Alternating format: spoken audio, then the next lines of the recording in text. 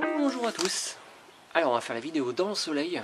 Alors ça fait quelques jours qu'il pleut, j'en profite qu'il fasse beau pour faire une petite vidéo.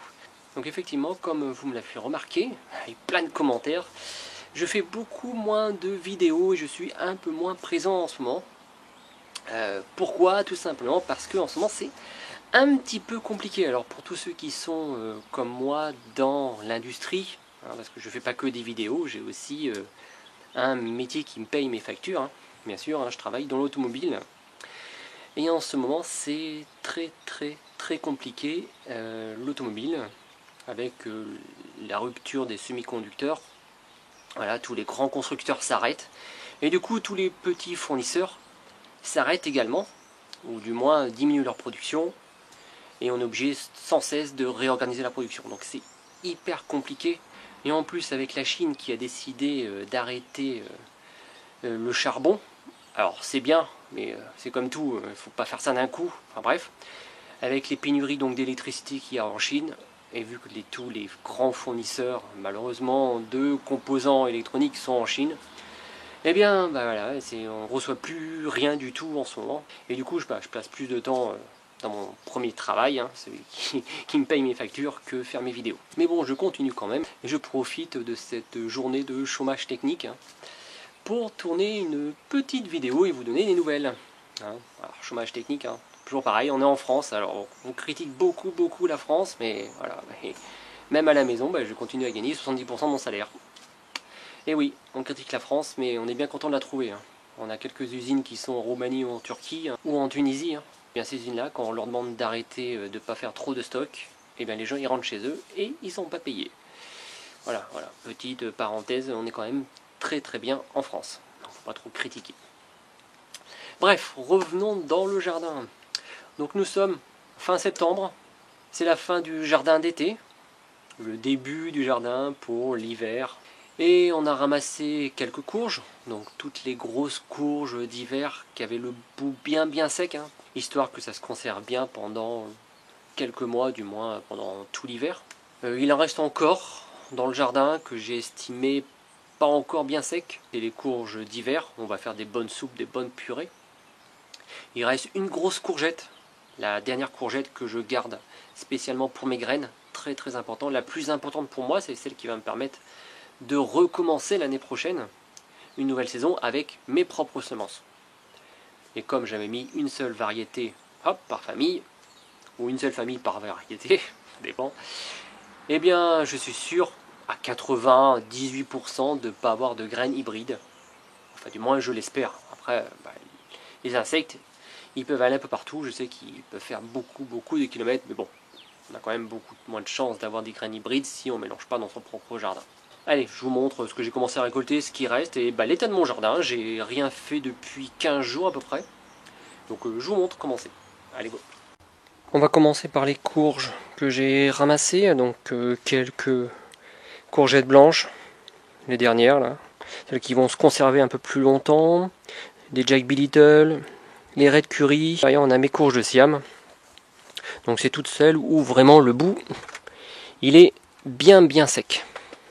Voilà, donc voilà une petite partie ici. Quelques pommes de terre également. Et si on continue, on a toutes mes confitures, quelques conserves de courgettes qui sont là. Confiture pour 2 années. Mais comme je renouvelle tous les ans, j'en ai pas mal. Un peu de compote aussi. Enfin bref. Tout pour bien affronter cet hiver en cas de crise. Ou tout simplement pour se régaler. Allez, principalement ici, je vais vous montrer où en est mon jardin avec mes courges. Donc les tomates sont à terre, il y en reste quelques-unes, mais encore il n'y en a plus beaucoup. Donc il reste voilà, quelques courges comme cette grosse courge de Siam. Donc là j'estime que c'est pas encore bien sec. Du coup je la laisse, elle peut encore grossir. Mais le principal est déjà enlevé, il reste que quelques grosses courges de Siam. Encore une grosse là-bas là. Quelques petites tomates. Mais le reste, voilà, ça commence à déjà faire une petite couverture et à nourrir mes petits vers. Il va falloir que je m'occupe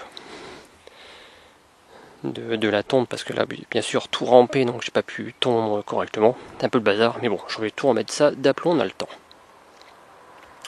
Et comme je vous disais, ma grosse courge, enfin, bon, ma courgette, ici, voilà, ça, c'est ma courgette pour l'année prochaine. C'est là que je vais prendre toutes mes graines et c'est là que je vais en échanger également. Ça, c'est la plus importante. De ce côté-là, encore des courges de Siam. Hop, butternut. Elles sont belles, hein, mais il n'y en a pas eu beaucoup. J'en ai qu'une, ouais, 3 ou 4, c'est tout. Là aussi, encore, pareil, courge de Siam là. Par contre, la courge de Siam, hein, il n'y en avait qu'un seul pied, mais qu'est-ce que ça a donné? Qu'est-ce que ça a rampé? Voilà, il y avait même un petit fenouil là. Je sais pas d'où il vient, mais tant pis, on va se régaler quand même. Quelques belles tomates encore, hein, quand même. Voilà, des olives roses, mes préférées. L'année prochaine, j'en mettrai encore plus de celles-là parce qu'elles sont vraiment sympas et bah, c'est nos préférées, tout simplement. Ma grande, elle adore cette tomate-là. En même temps, elle a un goût fabuleux. Et puis ma vigne que je vais commencer à, enfin qu'on va commencer à manger progressivement. Voilà. Avec des super grappes. Voilà, ça, ça c'est de la belle vigne. Elle est délicieuse. Voilà, vous avez vu, hein, ça se termine. Donc je laisse tout à l'endroit des buts. Où ça a poussé, je laisse et je laisse sécher. Alors quand c'est trop grand, je prends mon sécateur puis je coupe et je laisse se dégrader sur les buts. C'est ça qui va me permettre de nourrir. Et là j'ai fait des tas de feuilles, parce que là, on est bientôt en automne, les feuilles commencent déjà à tomber. Et je vais venir mettre toutes mes feuilles et toute mon herbe que j'ai coupée sur mes buts. Et voilà, rien de plus. Ah si, bien sûr. Une fois que j'aurai fait ça, je viendrai mettre tous mes déchets de cuisine dessous, sous l'herbe ou sous la paille, on peut mettre de la paille aussi, sous la paille, au contact de la terre, et puis je vais bien recouvrir. Donc on est presque prêt pour affronter l'hiver.